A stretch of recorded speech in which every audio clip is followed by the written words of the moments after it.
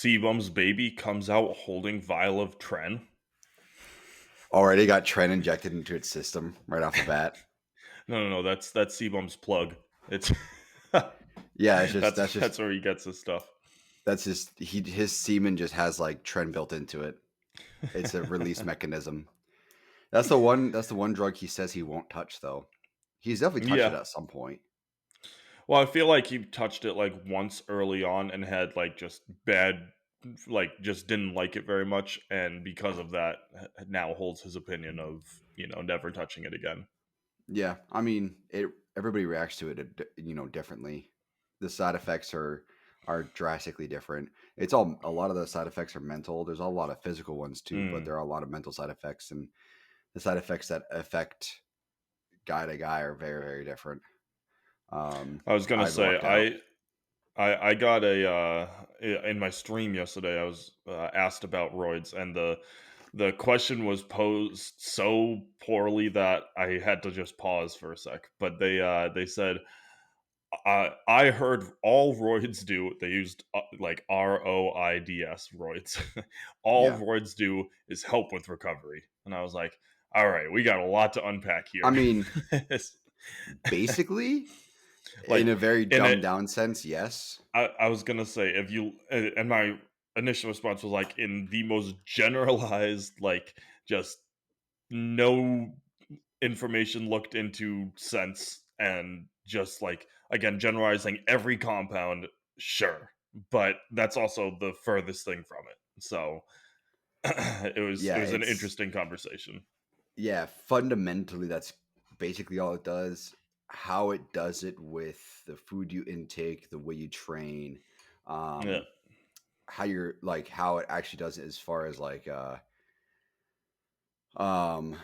your goal is essentially like you take certain things for certain results. But really at the end of the day, yeah, basically it just results in recovery, which just means that you build muscle cells faster. Well, really a lot of time it's muscle density to ultimately. So if you really want to get technical about it, technically what steroids do, anabolics do that are based off of Hold on, testosterone, which is most of them. before you get into this, I need you to put your Yeah. Coach Greg voice on. So no. That's the only thing I could like imagine saying is no. That's it. That's all I Steroids are got. not just for recovery. Are you dumb? Are you dumb, stupid, or dumb? But then when he's in person, he's just like, yeah, this is my actual voice, I'm just kind of a normal guy. I'm pretty normal, kind of short. But then when behind the camera in my own house, no.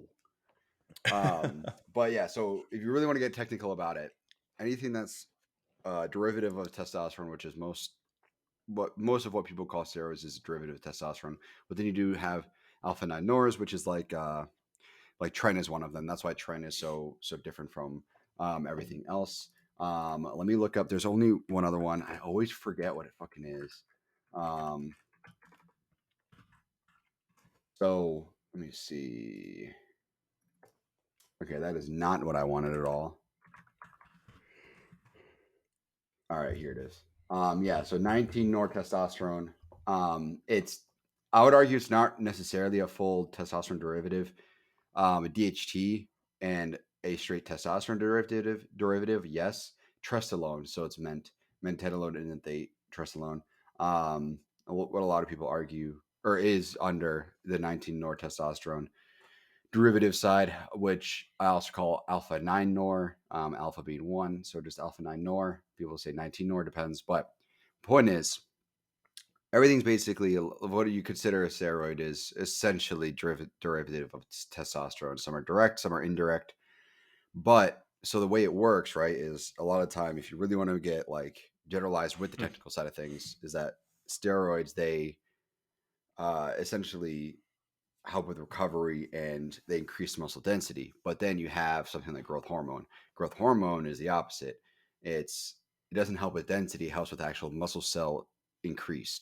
So like you actually increase the amount of muscle cells that are in your body. That's why it takes so long to run a cycle of GH. Roughly, it's about 6 months usually, at least for a GH cycle. and you don't really see the results towards the end of the 6 months. Because your body's building those muscle cells over time. But when you do run that, so like essentially you run it for 6 months, and then 6 months after is actually all of your results. It's really weird how it's so prolonged. But basically, if you look at anybody who didn't take GH and then after they took GH, like the year after they took GH, completely different fucking physique, like completely different. It'll literally take you to the next level. Granted, it's extremely expensive. GH is arguably one of the most expensive. I wouldn't really even call it a steroid, but one of the most expensive, underground supplements that you can get out there for that reason. And it's very hard to create, so it's very expensive. I mean, you can get like, I want to say, like 100 IUs. I'm trying to remember what the price was. I think like 100 IUs is like $350, and a lot of guys go through that in like less than a month. So it's very, very expensive. A lot of guys, they'll like save up over time, buy a bunch at once, let it sit, and then use it as needed. They'll save up a couple grand, drop all of it at once, and then their physique is essentially changed at the end of it. But yeah, so that's my little spiel on the technical side of things, if you really want to look at it that way. But that's why people take GH alongside other steroids, because it does something completely different. Yeah. Well, for context, that conversation was also followed by, yeah, I've been dabbling with pre and post workouts. And I was like, oh boy, all right. How old is he? There's Gotta no be way a to kid. tell that. It's just comments coming through. But I was like, there's like 3 things that you're completely fine taking. One is a pre-workout, like obviously in moderation.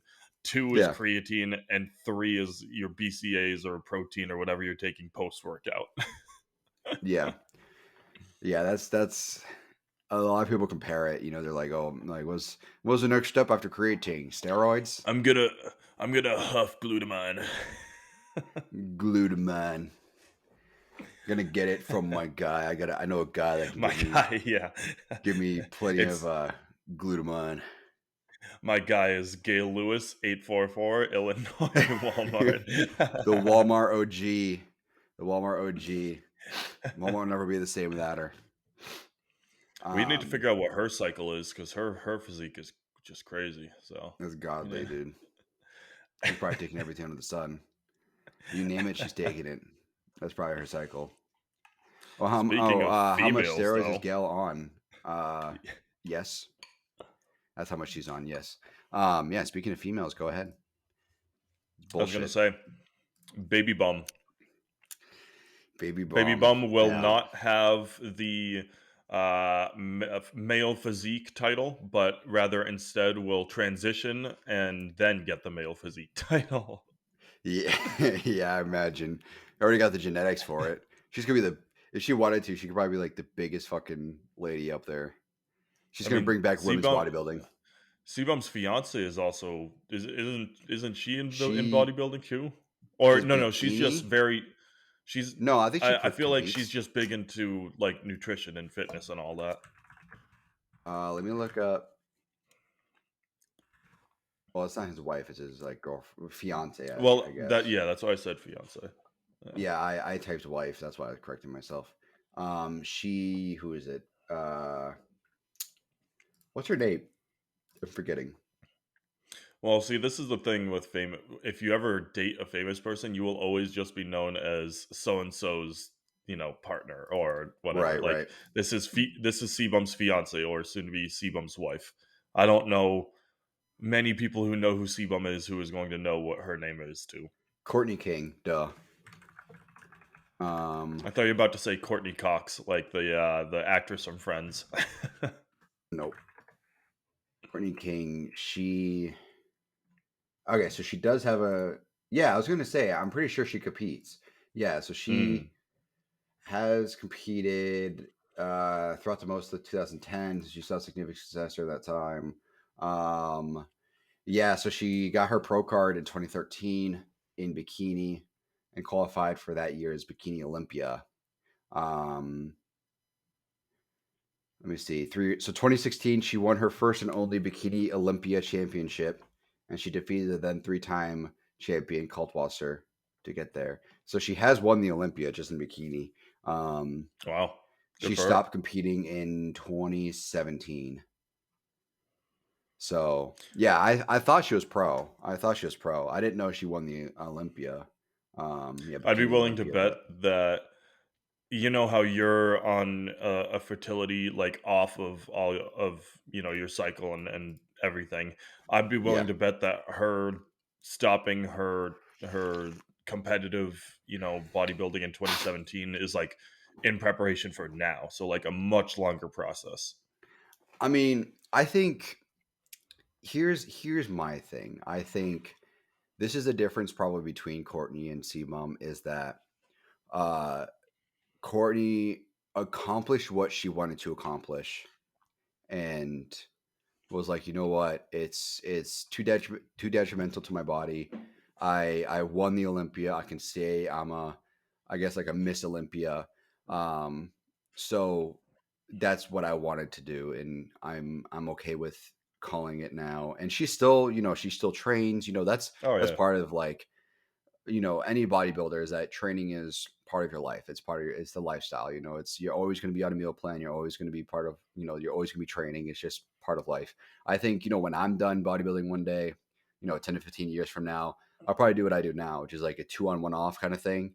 Like I might do like Monday, Tuesday, Thursday, Friday um on, and then maybe either like a Saturday or Sunday, whatever day I'm free. It's probably what I'll end up doing. But so for her, I think that she's just like, you know what, I'm happy with my success, and I think I'm just gonna call it here. And I mean, because like they haven't been trying for a baby forever, and um, I'm not sure how long they've been together for. Um, Let me see. Well, they have to have been Yeah, together for a while. It 2018. was it was I thought it Yeah, was her brother 2018. that got CBum into bodybuilding. Is I thought that was Uh,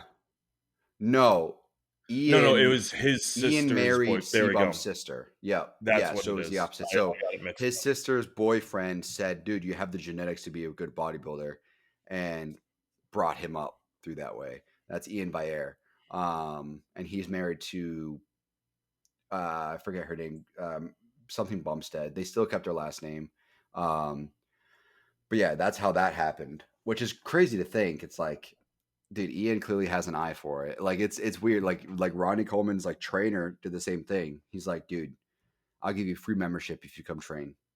And that's the Yeah. reason why he trained us, because of the free membership, And so some guys just have an eye for it. Um, but yeah, that's how it worked for them. So I think that that's ultimately Courtney's reason why she was just successful enough, and she didn't want to keep putting on that stress on her body.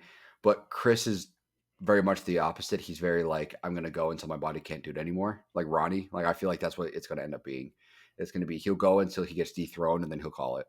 Um, I don't I mean I It would be smart if he called it this year. I think that, 5 Olympias. It's five, I think, right? Yeah, five, right? Yep. Yeah. Yeah. So 5 Olympias. Um, and then also I feel that he did have a little bit of a decrease in quality from this year versus last year. So I think that 2024 would be a smart one to call it, so he could focus on his kid. And because by the time she has a kid and he goes to do the Olympia, he's gonna be like fresh in prep, like starting prep right at the birth of the baby. So like that's gonna be a rough prep. Also, it's 4. It's I gotta we gotta clarify. It's Oh, it's 4. four? Oh, Yeah. okay. All right. Four is a lot. Most is eight. I think they're all tied. A bunch tied for eight. So 19. Yeah. All Well, right. so No, he has that's I five. think that's He has five. mm, 2019, 2020, 21, 22, 23. okay. Yep. Um, what was I going to say? Well, I was gonna say I I don't think remember. that's ultimately where at this point he's won this money. I feel like you have to just go for that record 9, you know? I mean, you're asking a lot. Like he's won five, and I he need to win four more, which is a lot, I get that. I get that, but Yeah. at that point, like, sure, he'll still go down as probably one of the most aesthetically pleasing men of all time, like Yeah. without question.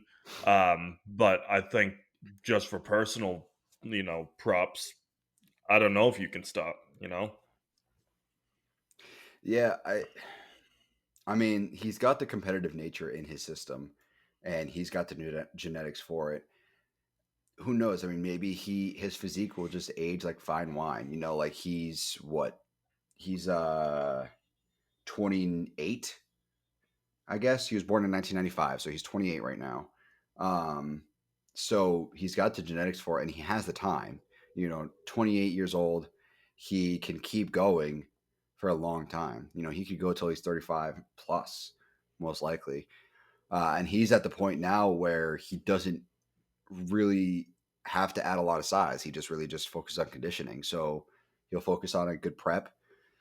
He takes his time off after the Olympia. He said he takes 6 weeks off right after the Olympia, doesn't train or anything. And then he can just do like a maintenance, slight-ish bulk, and then just a prep when he gets ready for the Olympia. He doesn't have to push his body super hard in the off season like all these other guys do who need the size, or he doesn't need to take a year off, nothing like that. He could just stay lean and get ready for the next show.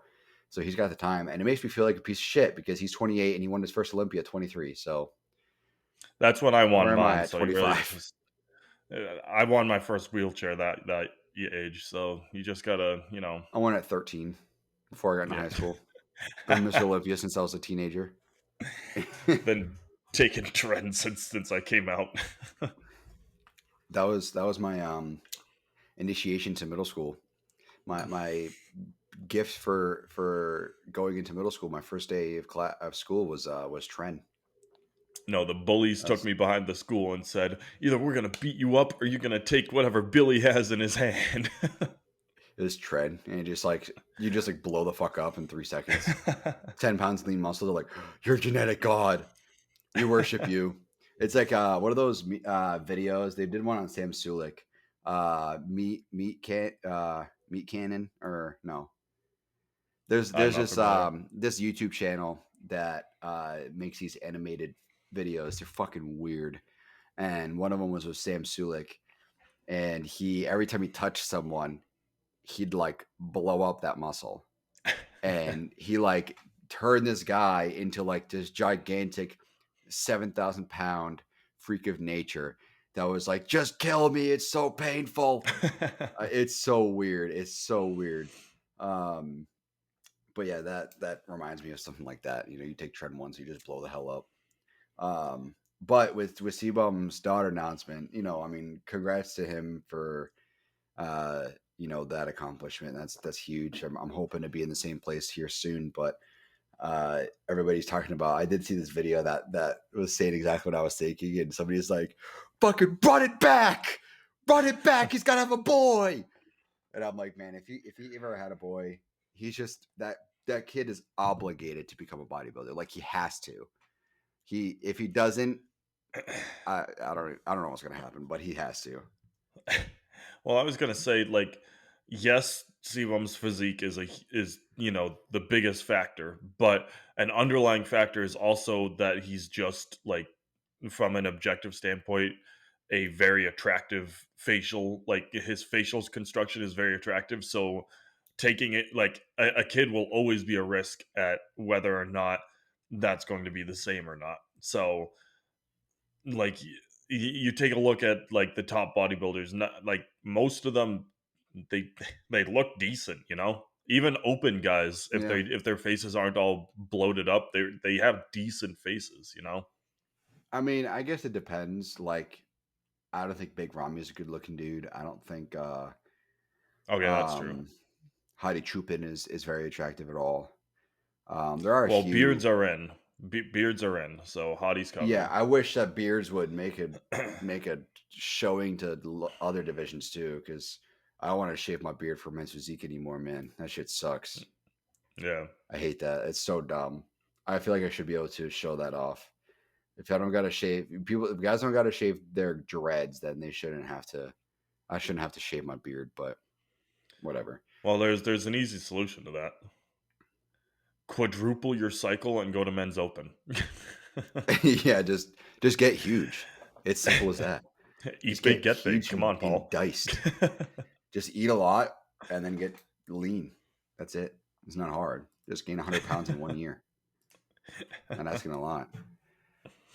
But yeah, I mean, it's hopefully, obviously, CBum's kid can do whatever makes them happy. If she gets into, bikini or whatever, she has the genetics for it.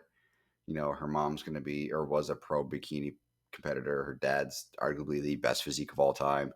So she's going to have the genetics for it. It's just whether or not she wants to capitalize on it. I mean, imagine CBum, but he started training 2 years earlier. He started training at 16. Imagine that, Yeah. where would he be today? And that's something I say to myself too, but you can't beat yourself up over that. But I always imagine sometimes, like, what if I started training at 16 like I did when I was 20, something like that? I What was if I gonna had say another 4 years? I didn't start like seriously training until I think 22.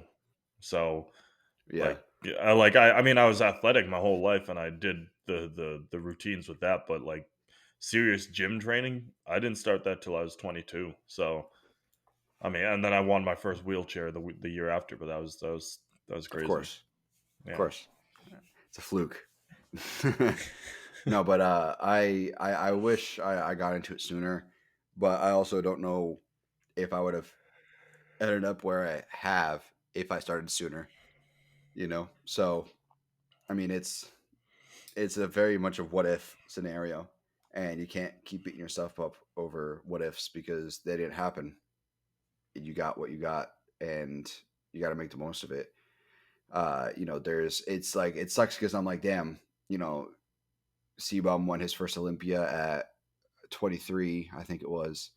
What am I doing? But then I'm like looking at these other pros, and I was watching a video, and this one pro open bodybuilder goes, "Yeah, I didn't start taking steroids or really taking bodybuilding seriously until I was 28." I was like, "All right." I mean, you You've know, got a clock. Like you're good until like I don't know, late 30s, like maybe early yeah, 40s at the most, but you've got like a good 15 years on top of where we are right now.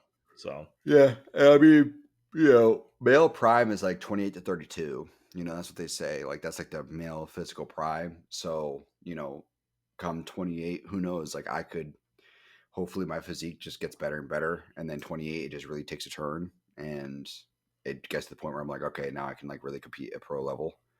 But mm, we'll see. I mean, my coach I think got pro at 31 or 32, I believe, something like that. Um, so it's you know time is very subjective. Chris might retire by the time he's 30, but then there's other guys who really like hit pro at 30 and keep competing until they're 40. It all just depends.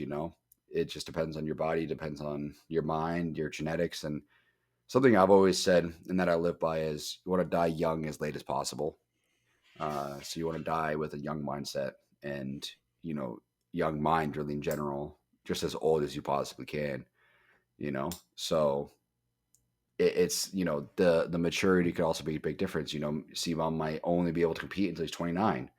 But then, other guys fill out when they're 29 and they compete until they're 39. It all just depends on however you want to look at it. So, um, I try not to beat myself up over it, but it's hard not to mm. when, you know, Well, the question you have to ask is will you be able to train at 30? The answer is yes. no, only Pilates. I remember CrossFit is the only way to survive. look at my delts. Pilates. I remember one of my favorite videos from him was when he's bashing like a Chef Rush, I think his name was, or something. The guy, the Chef big ass Roy. chef for the White House. Oh, never mind. I thought there's a gym influencer with the name Chef Roy. Oh, okay. Yeah, I think it's Chef Rush or something like that. He's a chef in the White House, and he went viral because he's fucking massive. So I think it was Men's Fitness magazine or whatever did a video on them, and it was like a day in the life of him, and he like talked about his food that he like cooks and eats and his training and all of that. And it's all fucking bullshit. The Hmm. timeline doesn't make any sense. The food doesn't make any sense. The training doesn't make any sense. He starts every day with, I forget how many, like almost, I think it was almost like 2,100 push-ups a day. It's like the number of like veterans who commit suicide a year or something like that. And like Huh. he does that many push-ups a day, and I'm like, my fucking ass, dude. Like, so do the math. Like, it'd take over an hour to do that many push-ups. If you're going like relatively quick, it'll take a long ass time to do that. And that doesn't And as he factor starts his in. day, I was gonna say that doesn't even factor in like muscle degradation. Like oh you're yeah, not gonna be able to keep up that pace of rate or pace of play like for the last I don't like realistically a dude his size, you know, I'd say couple hundred, right? Yeah, I mean you can't put it much higher without seeing like a slowdown. Like I would put him at like the one yeah, 200 before you even see slowdown. Like because yeah. So here we go. He says it's 2,222 push-ups to honor 22 veterans who reportedly died by suicide each day. It takes him about an hour and 15 minutes. So he wakes up at 3 a.m. So let me here. Actually, yeah, I'll let's just share my screen. go through the calendar. Yeah, let me share my screen here. Let's see what we got. I'll just go right through it. All right, here we go. All right, so we got wakes up at 3 a.m. 24 whole eggs. Yep, meditates, does that many push-ups, hour and 15 minutes. 24 whole eggs, so 2 dozen, protein shake with oats, peanut butter and kale, and a few pieces of lean beef. Okay, already overdoing it, but whatever. 11 a.m. lunch. So like breakfast is probably like what, like 4:30 in the morning, something like that. Yeah, hour and a half Because to yeah. hour and 15, we'll just say like we'll be generous and say 5 o'clock, right? So we'll say five Yeah. o'clock. He has his lunch: 2 servings of beef with quinoa or whatever, quinoa. It's quinoa. Quinoa. Feta Yeah. cheese, cherry tomatoes, lemon pepper garlic dressing. All right, so kind of like a beef salad. 3 hours later, half a chicken, 2 to 4 ounces of steak, white rice. Nah, it's okay. 90 minutes of strength training. So he probably does his strength training at like 3 p.m. probably is my guess. Maybe a little later. Who knows? 6 p.m. Bro, dinner, sweet I potatoes, I looked ahead. 12 a.m. is just too funny. whatever's left of the chicken. Yep. Broccoli, the other half the chicken, another protein shake, which also makes no sense because if it's half a chicken and then the other half the chicken, whatever's left of the chicken, there's nothing left. You ate both halves. Yeah. Anyways, salmon, kale, tomatoes to balsamic vinegar, olive oil, and black garlic at 8 p.m.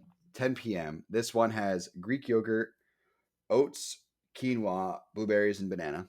All right, so just a little protein like smoothie thing. Whatever's left of the chicken, and then throughout the day he takes multivitamin, zinc, magnesium, BCAA, and fish oil. But let's go ahead and do the math. If he wakes up at 3 a.m. and goes to eats at 12 a.m., how much sleep is he getting every day? It says right below 3 hours. Yeah.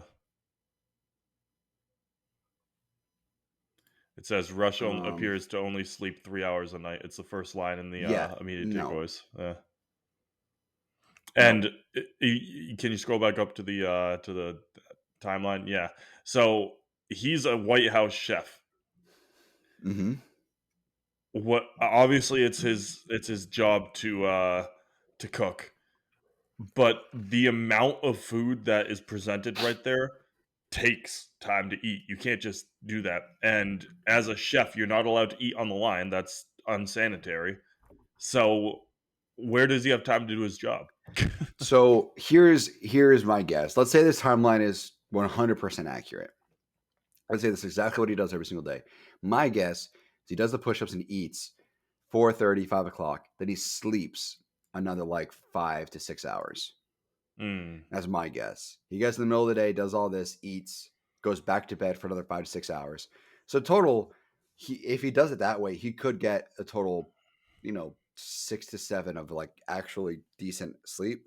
Granted, he is waking up in the middle of it, which is not very conducive. It's not very productive. It's not a good way of doing it. And then let's say he finishes at like 12:20 or something and falls asleep at 12:30. That's like best case scenario. He gets in bed immediately after eating and just passes the fuck out. We're talking like 2 to 2.5 hours of sleep. So yeah, so about that. But I think also he probably works out, let's say like till 4 o'clock, maybe 5. Oh yeah, so 90 minutes. Let's say he starts training at 3, finishes at 4:30. He probably gets to work for like dinner time, probably like 5 o'clock or something, and then eats at 6 while he's working and doesn't finish work until probably like 11 o'clock. That's my guess. Yeah, but my point being, like, you can get away with eating on the line at like a small time restaurant in some town, but you're talking about the White Yeah, House. You really think they're going to allow him to eat on the line?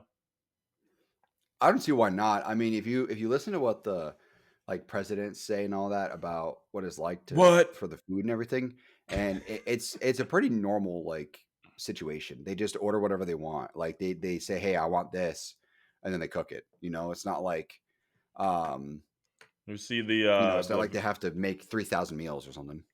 you see the video of what his the guy's name is like James Cardone. I don't know what his Yeah, name is, yeah, but he goes to the White House with Biden and he goes, "What if I want some ice cream?" And Biden just reaches over and presses a button on his desk, and James goes, "Is hmm that ordering ice cream?" And Biden goes, "We'll find out." That's awesome. I'd love to have an ice cream button. But yeah, so this is like one of my favorite videos that Greg ever put out was just bashing on this guy for this routine. He like it doesn't make any sense. And then the problem was it's not like Rush came out with this or whatever, and kind of just let it be.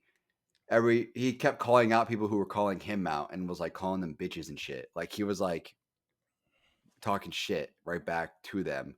Like all they were doing was really kind of pulling this apart. They're like, this doesn't make any sense. Like there's no way. Like look at 24 eggs. It counts for 144 grams of protein alone. Like that doesn't even make any sense. Like that's way too much for one meal. No And you matter want to know what size you are. what's even crazier? If you go down to the next paragraph, the man is an endurance trainer, a motivational speaker, and a professional ice sculptor. Yeah, throw in just crazy sculpting talent in there, and ice Yeah, sculpt see that not a quick thing. Like you're like sculpting is something that takes a long time. Yeah. And motivational speaking, you have to travel and you speak for 15, 20, 30 hour, whatever the case may be. Like none of it makes sense. It doesn't, I don't know. I don't agree with any of it. It don't make any sense. He can't survive like that amount of sleep, like the 3 hours of sleep. He can't survive off that. There's no way.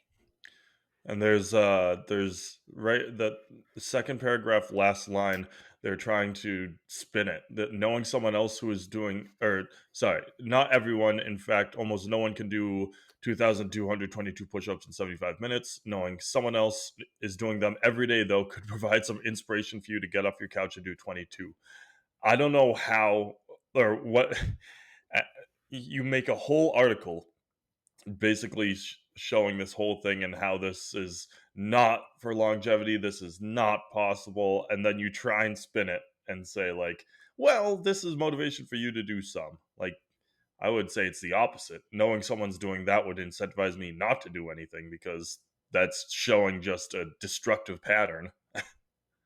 Yeah, I mean, if this is true, it's very hard on his body, and it's very possible because like it's very possible to do this for one day. You could maybe do this for like one day. Like if Sure. he's, because the camera crew were there for one day, they were documenting everything for one day. So he could theoretically do it for one day and be like, "Oh, this is my routine," but it's really not actually his Oh, routine. this was documented. Yeah, this is like there's a video about it. Um, let me pull up. Let me see. Pull Uh, it up, Jamie. let me see if I could find the exact video.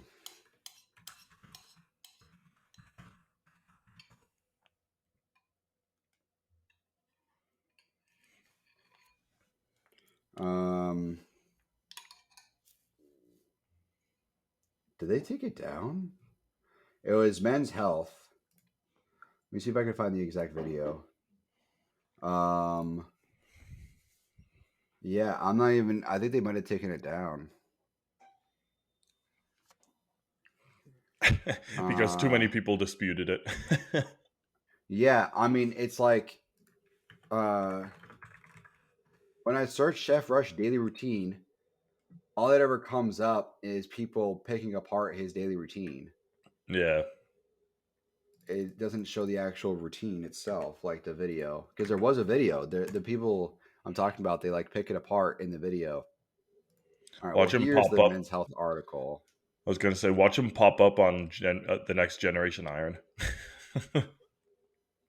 Yeah, imagine.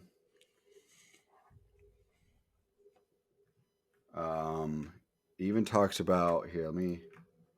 What are you doing? Here we go. All right. Here, let me share this screen. I think it's this one.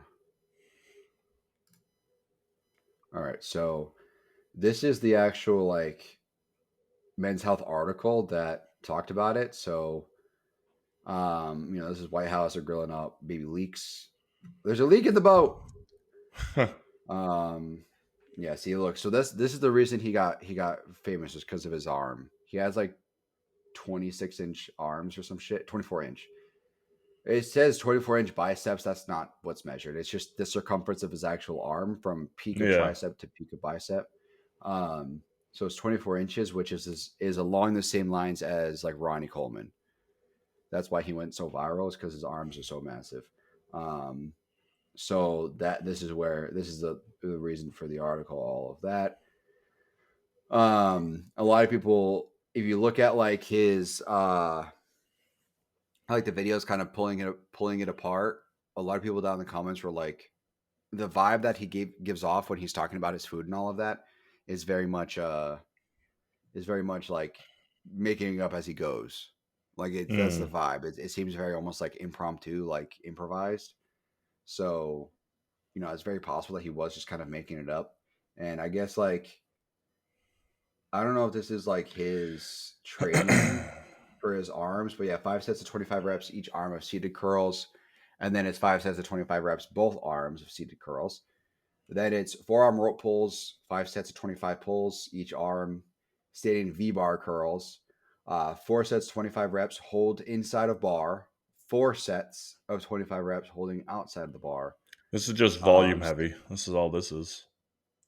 It's very, very volume heavy, very much. Yeah. 4 sets of 12 reps each for stating tricep, which is 12 reps each arm. It's going to be alternating dumbbell curls, and then he goes immediately into crossover curls. Which is just cross body curls that nobody fucking does anymore. And then the third one is going to be hammer curls. And then 4 sets of 15 reps of seated incline curls. Finally, one arm cable curls done as a drop set starting at 72 pounds. So he just probably does like a pump finisher at the end there. Can you scroll up just a little bit up to the top of it? All right. Yeah. All right. That's okay. Well, if you count like if you disregard the unilateral movement and just consider one set instead of 2 sets, 28 sets in 90 minutes. Well, that's his arm workout alone. I don't know what his other routines are, but I mean, it depends on the sets. So like some people say, okay, so like 5 sets of 25. The first 3 sets could be like pretty easy warm up sets. They might not be really pushing it. Then like sets 4 and 5 are like to failure.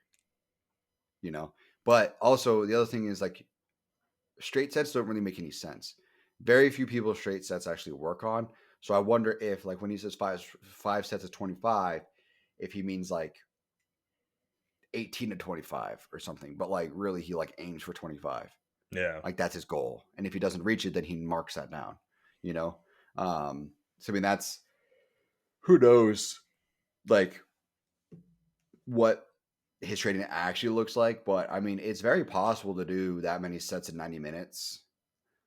the seated curls, like the unilateral stuff is what would take so long because he's doing each arm and it's 25 reps, which is a fucking shit ton. So he could, I mean, I don't know. He could do like one arm, and while that arm is resting, he does the other arm. Once that one's resting, he does the other arm. Or he Yeah. could alternate. Who knows? Who knows how he's doing it? But yeah, it's this is a bit much, a bit too much volume. If it works for him, it works for him. I mean, clearly it fucking works for him. He's got enormous arms, so clearly it works for him. But the food is what doesn't make any sense. I mean, he starts his morning off with 12 to 24 hard-boiled eggs. 2 are whole eggs, and the rest are egg whites. So it's a bunch of egg whites. How old is he? It just mentioned his age.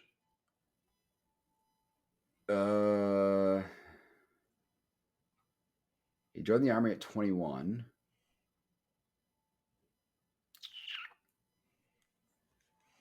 I don't know. I feel like it should. 45. He's 45. At least at the time of writing this article, which was 2018. So he's 50 now. I don't know where he's at now.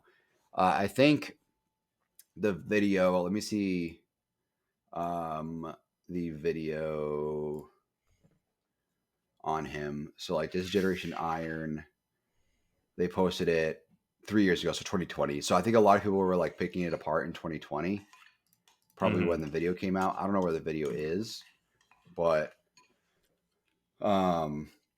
it didn't really surface, or like this information didn't really surface for a few years after this article was written. I wonder where he's at now. Well, what time is it? It's 10:37, so we know where he is. he's in the where is he? He's about to have lunch. 2 servings of beef with quinoa, and he's on the East Coast because of the White House. If he still works there, so yeah, it's accurate. He's about to have lunch. He's probably getting ready to cook it right now. If this is remotely accurate, if this timeline is remotely accurate, this tab right here, if this tab is remotely accurate. So who knows what he's up to? I have no idea. But a little tangent there on Chef Rush. Can you imagine meal prepping that? Oh, dude, that's a nightmare. That is a nightmare. I mean, he might cook each meal fresh just because he's a chef. You know, he might enjoy cooking. You hire your own chef to meal prep all that, because that takes a day to cook all of that. I mean, you know, that's why like meal prep companies exist. You know, it's for shit like that, like where you spend like you don't even, so like the meal prep, the value that I'd see in our meal prep company is one of two things. One of two ways I've looked into it. So one, either you get like a certain meat like pre-cooked and pre-seasoned, all that, like chicken, you know, like I've looked into like the cost of chicken, you know, pre-made, because I just don't want to cook it. I'd rather have it seasoned well and I can enjoy it. Then there's also like if you had the sponsor, you could theoretically, or like if you had the money, you could theoretically have a meal prep company make all of your meals. That's a lot of money because it's like $8 to $12 per meal at least. It was a shit ton, especially when we're talking about like at least 4 meals being meal prepped. Because like my first meal, my last meal are like just like egg whites and a piece of toast. I don't need to get that meal prepped. But the remainder of my meals, I could theoretically get meal prepped. But I think for me, the value would be like making a meal. Like my second meal of the day is basically just a chicken meal, right? It's chicken and varying carbs depending on whatever the plan calls for. So like getting that meal prep. So that way, all I got to do is just heat that up and I can go back to work because I work from home. So that's at like 11:30 is when I eat that. So I can just go heat that up, come back, sit down, and enjoy a good meal that was cooked by a chef while working. Like that's what I would find value in is it's already ready. For you, it would be like maybe like the same kind of meal timing, like 11 o'clock. It's already made. You can leave like 5 meals in a mini fridge in your class or something like that. That's underneath your desk or whatever. You know, something like that. That's what I would see as like the value. Isn't like every single meal. It's like a meal that the value of time is better spent on something else than it is for cooking. That's always the balance I have to fight. Like I absolutely love and maybe I'm in a probably a small portion of people who actually enjoy this, but I absolutely love fresh white rice. Like I don't know Oh what it yeah, is, but of course. like most people will be like, "Oh my god, white rice is so bland." Like, but I'm maybe it's because I've eaten so much like microwave kind of chunky old rice that just fresh white rice just hits. And I'm constantly adding calories, so I add 2 tablespoons of olive oil to almost every single rice based meal I eat, so it's even more like I'm not going to call it soggy, but like it's just more dense with liquid, and it just that just because of that, I intentionally stopped prepping out my post gym meal. I really only prep one meal now. I only prep the meal that I take to work with me each day. And granted, it's a big Yeah. meal, but all my other meals now, I cook them out because it's just I. There's some when I mean you and I get it when we're on a meal plan, like we tend to lose a lot of enjoyment in food. And when you find little things to bring back just a little bit of enjoyment, especially in a bulk, like you absolutely take the time for that. So like my recent meal change has added more like sausage based things into my diet, and no, oh god, cook a fresh sausage. Like, yeah, granted, I break it up. It's like little pieces, so it's not like I'm eating a sausage by itself. But having it broken up and just cooking it fresh every single time, I'll take the time to do that. I really will. So Mm. I can understand that. That's something that I did during prep, especially when I had like such a little amount of food. Whatever Mm. food I wanted to have. Either way, it was going to taste amazing because I was eating so little. But I'd cook it and season it properly every single time I had it, so that I could enjoy it more. You know, it's just that extra layer. But anybody who's had like a true like force fed bulk will Mm. know how annoying food can be and like how like unsatisfactory food is. So anything you can add to make it tasty um, will go a mile. You know, it'll make a big difference in just your motivation alone. Like that was so like my thing a long time ago when I was bulking was Fridays I'd get I had well when I was bulking pretty heavily, I'd get steak and rice, right? It was a steak and rice meal. So I'd get it from Chipotle. I get steak and rice, I get some vegetables on it, and I'd wrap it in a tortilla. Should I have had the tortilla? No, but it made me enjoy it. I was like, "Fuck!" I actually look forward to this because I like the seasoning, I like the flavor, all of that. And then once a week, what I would do is so like every day I had 6 ounces of steak. So once a week, I'd get ribeye, and then I'd also cook it with a little bit of butter and just keep tossing the butter over it. And Yep. like that makes such a big difference in the flavor, going from like lean sirloin that's just been sitting in the fridge for 4 or 5 days to like a freshly cooked ribeye with butter on it. Oh, it's Mm. night and day. It doesn't even taste like it's from the same animal. It's ridiculous. So I mean, and all of our friends are pretty much into meat, like it's as far as like cooking goes. So smoking and all that, smoking meat that is, and dry aging. I got a buddy who dry ages all that. So um, it's it makes a big difference. And when you're in prep too, I can even I can't even explain what it's like to be in prep because your stomach is constantly growling. But because of that, you truly enjoy every single fucking meal you have. Like it's so weird to go from bulking where it's like, man, every meal sucks, to prep where like you're literally counting the minutes to when you could finally eat again. And I remember fighting this seasoning, so I couldn't have any salt anymore. And I remember, or like not, I could have salt. I supplemented salt specifically, so I couldn't add salt from seasonings. So to get like no salt seasonings, and I found the seasoning for my what was it? It was I think it was my eggs, and I'd fry like on a pan just with some ham, asparagus, throw that in my eggs that I'd scramble, just egg whites, put that in there, and then I'd put this like Italian seasoning I found from McCormick in there, and holy shit, I like it was so damn good. I look forward to it every single day. Um, Like the little stuff like that, like the little Italian seasoning with no salt was just so good. So yeah, you got to find what makes the food enjoyable to you again. And fresh rice really does make a difference, especially when you're bulking. And like, there's videos of, especially in Generation Iron, a lot of the bodybuilders in that will show like when they're bulking and they'll have like a fresh pot of rice every single day, and they eat all the rice in the pot. They've gotten it dialed in to where, okay, this amount of water and this amount of dry rice equals exactly 1 day serving of rice. So they just cook it in the morning and just let it sit in the pot warm all day, Yeah. and they'll scoop it out as needed. And I bet you that's amazing. I remember, gotta be close to a year ago, one of your goals was to get to the point where you just have a pot of rice running all day. Oh, I'd love that. I'd love that. That'd be sick. Granted, I wouldn't be able to do like my full, like my Instapot I have at home is like enormous. It's like 3 gallons or something. But I would imagine a smaller one would be the one that I would need to use. But if I could have a fresh pot of rice every day, hell yeah, dude. Yeah. Absolutely, that'd be awesome. Um, but how did we didn't really touch upon it last week?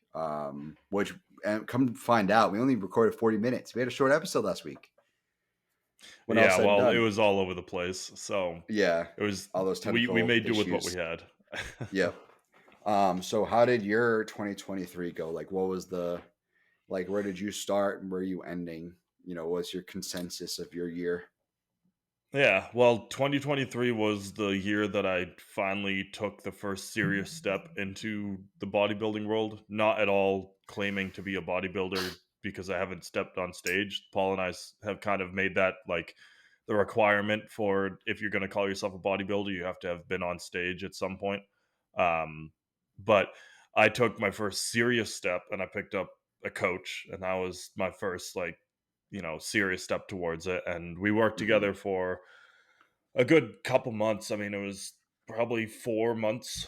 And my just I couldn't commit the time that I needed to. Like, I was missing meals, then I was doing a cardinal sin, and I was combining meals later in the day and just eating a giant meal, and it would just really mess up my digestion. And I just I couldn't keep up with what the plan was in place because I just couldn't commit the time to it. And I had other priorities, like I'm very career focused with my teaching and all that, so like I just couldn't commit that time to it.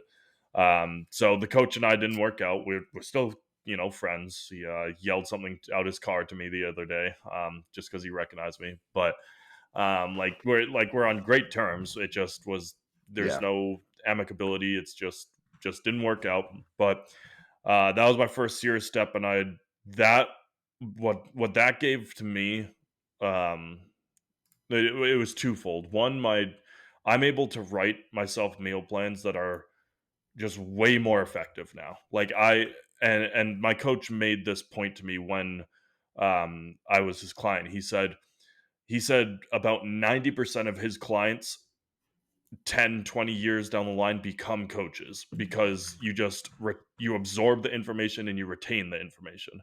And in the short couple months that I was with him, my understanding of nutrition, dieting, how to actually create a bulk, how to get your body to adapt to the meals and the food and the diet, like all of that is stuff that I've retained. And like, I mean, I think there's been episodes where like you handle all of the like talking about anabolics and stuff, and then it gets handed over to me for the dietary stuff, and that's like just something that I've been able to really add to my repertoire. And like when I have, I Mm-hmm. interact with a lot of young adults. I'm a teacher, so especially a lot of young men who are trying to probably not get into the bodybuilding world, but just get themselves to peak, whether it's athletic ability or just look as good as they can. And I am able to implement that understanding, and give them, different tactics that they can use. But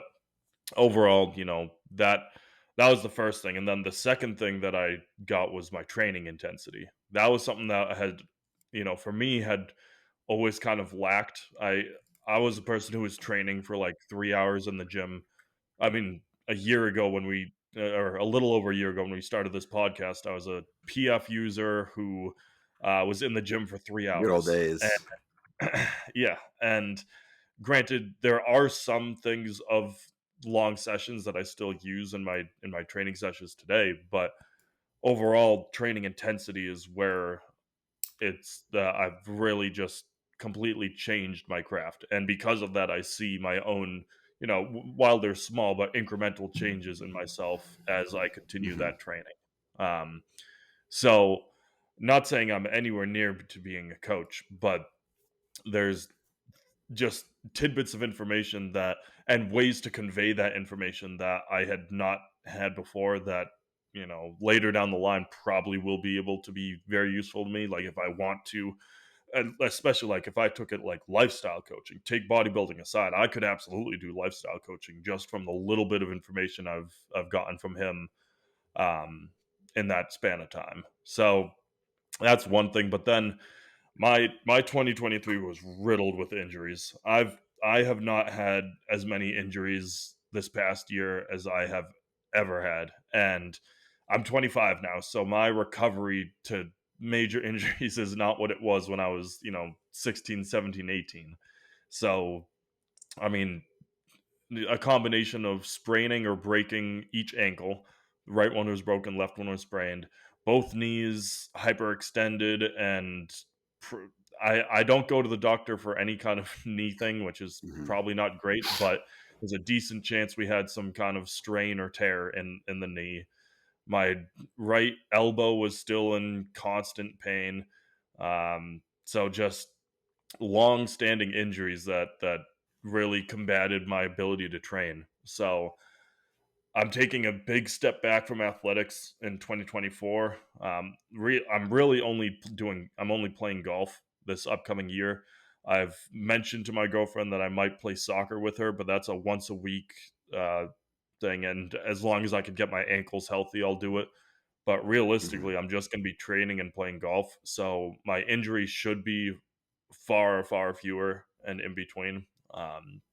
Just because I want to see what a full year of training for me looks like. I had a full year of training when I started, but granted, it was doing it all the wrong ways.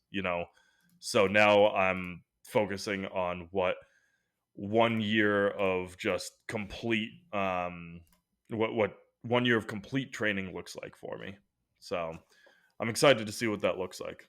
Um, and from the just couple months that I've had these past few months, it's been crazy. Like the I past lost few you for a months. sec.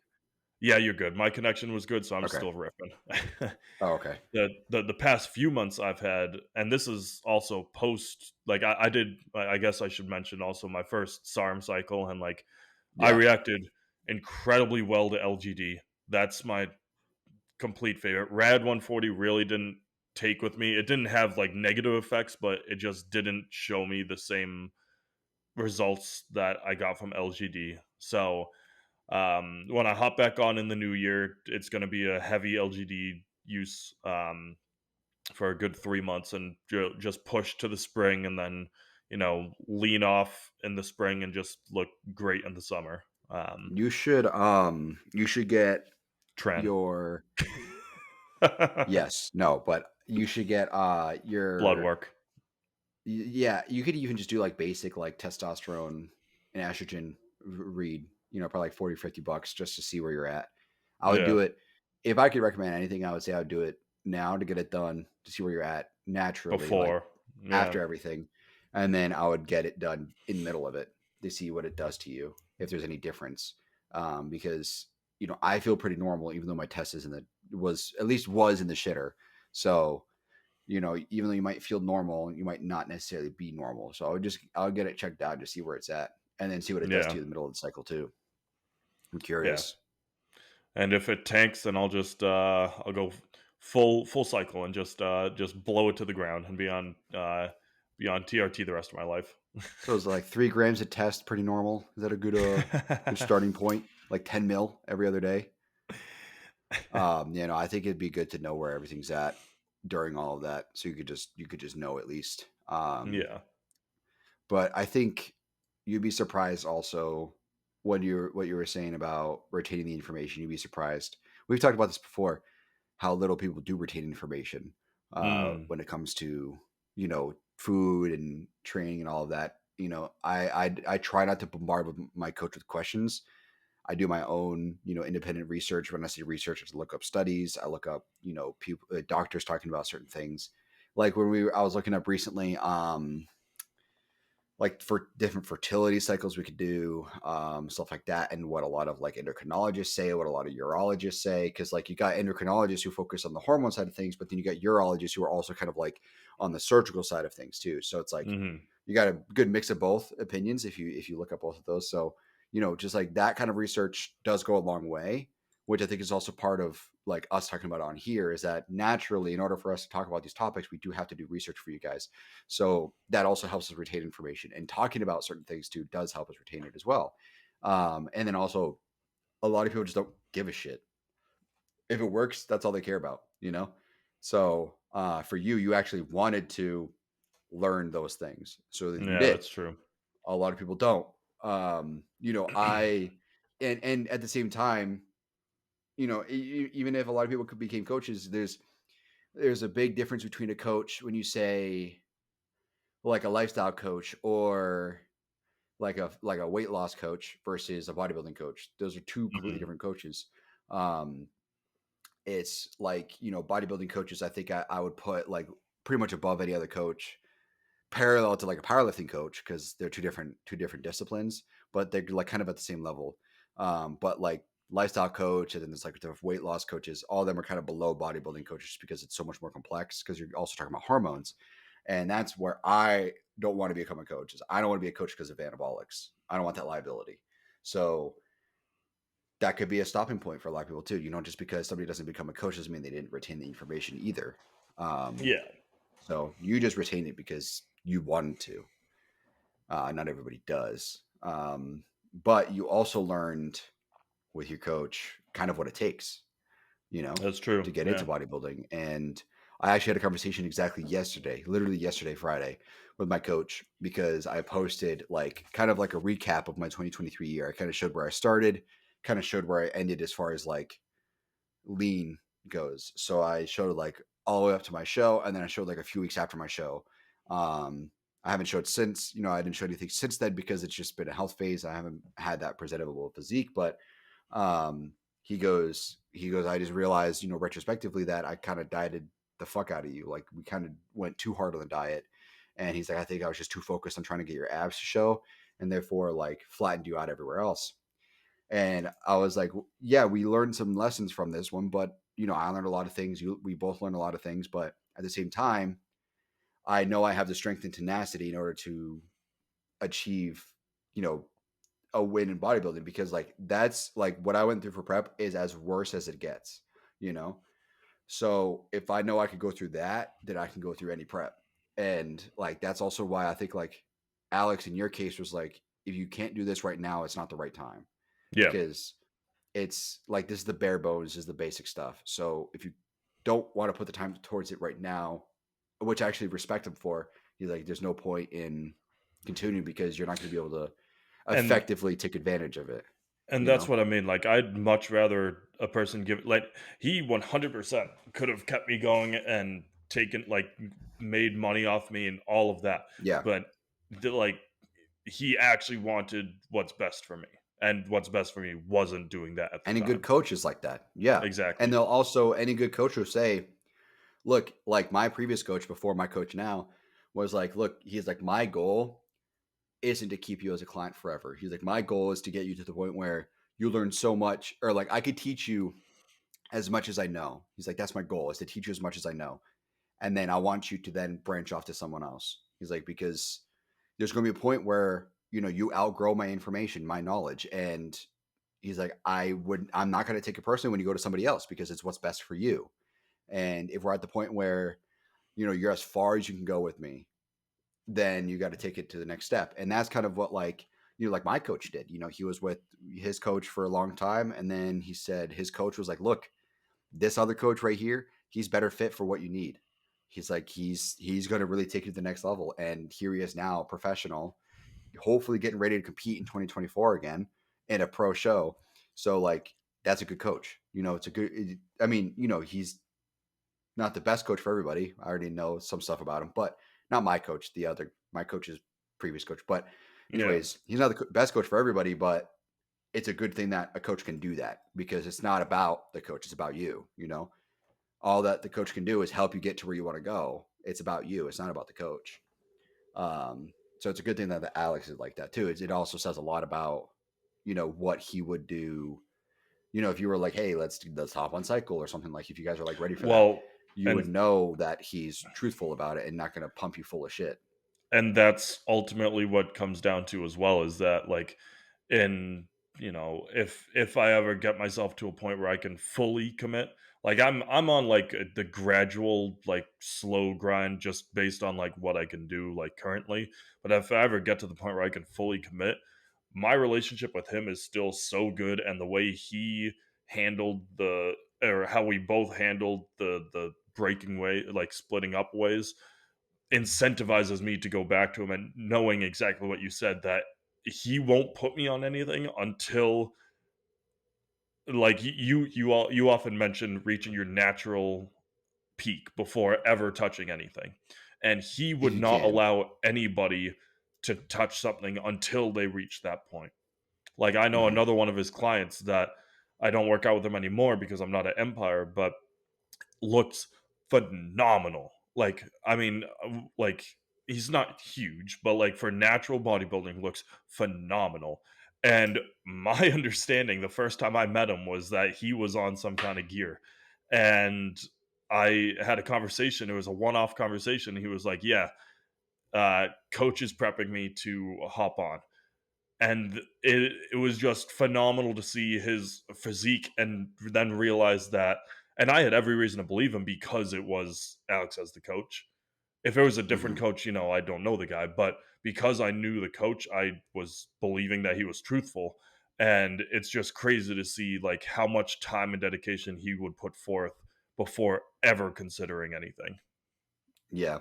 I mean, something I've also said to keep in mind too is that everybody's genetics are different too. So like you could have phenomenal natural genetics, but then he takes That's gear and true. it's really not much difference.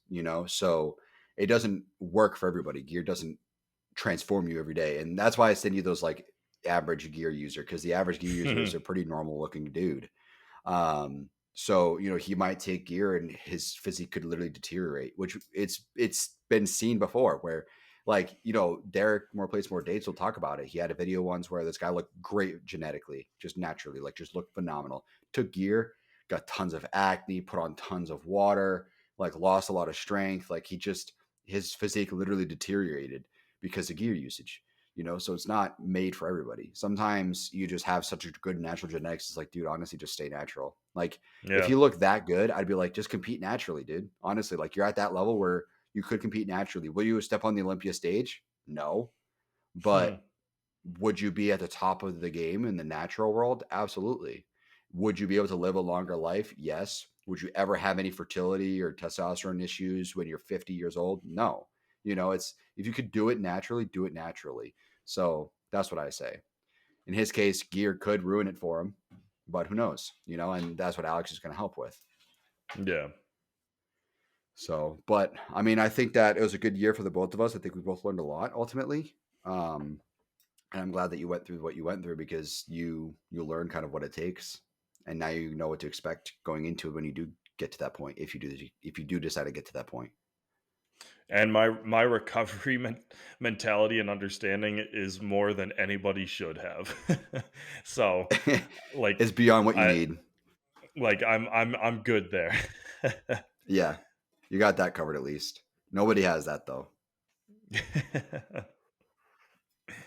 But I think that's a good place for us to call it a day. We appreciate you guys listening. We'll be back. We'll see you guys next year. Gay Be Lewis, 2024 844, Walmart signing off. Duke anniversary. But all right, well, we appreciate you guys listening. Remember to check out our website, hghcast.com. We always got our episodes up on that. YouTube, HGH Podcast. We're on Spotify, Apple, all of that. So check us out anywhere you'd like. our videos are up on Spotify and up on YouTube. So if you guys wanted to ever watch us shoot the shit, you can go on there. But other than that, we will see you guys later. Thanks for listening. Peace out, Girl Scouts. See ya.